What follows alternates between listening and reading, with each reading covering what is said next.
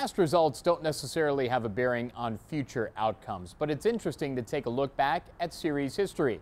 Case in point this week for Ohio football. Week number 6. The Bobcats are 3-2 and 1-0 in MAC play, and they take on the Central Michigan Chippewas. They're 2-3 and they're 0-1. Historically, Ohio has struggled against CMU. This has been one of the more difficult series that Ohio has had in MAC history. The Bobcats have won a grand total of 5 times over CMU. This is meeting 30.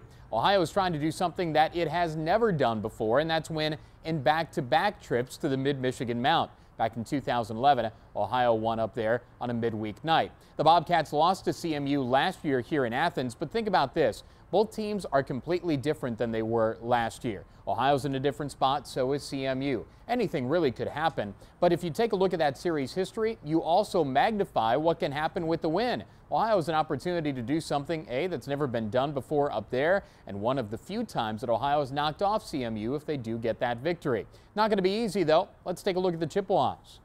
The Chippewas followed 2 3-9 seasons with the 7-6 2012, which was capped with the Little Caesars Bowl win over Western Kentucky, and a 6-6 bowlless 2013. That 4-year stretch came after a 4-year span when CMU won 38 games, 3 MAC titles, 2 of which were over Ohio, and a bowl victory. This is Dan Enos' 5th season as their head coach. The former Michigan State quarterback is 21-33. This year opened with the 20-16 win over FCS Chattanooga. The Mocs led by 13 at halftime, but didn't score again in half 2. In week 2, they fired up, passed Boiler up, and never trailed in the 38-17 win at Purdue. In week 3, CMU scored just 3 points, and Syracuse scored 40. Charlie Weiss's last win as Kansas's head coach came in week 4 over the Chippewas, 24-10 that final. And last week at Toledo, CMU led 7-6 after 1, but lost 42-28. Cooper Rush is back at quarterback. Bobcat fans remember the now sophomore from last season. He threw for 224 yards and 3 scores in Athens. This year, he's 3 short of 1,000 yards, has 6 touchdowns and 3 INTs. They have playmakers at wide receiver. Titus Davis is a senior captain who missed time to injury this year, but had 6 catches for 128 yards and a touchdown against the Rockets. Junior Jesse Kroll had career highs with 7 receptions and 2 touchdowns against Toledo. He has 19 catches for 289 yards and 3 scores this year.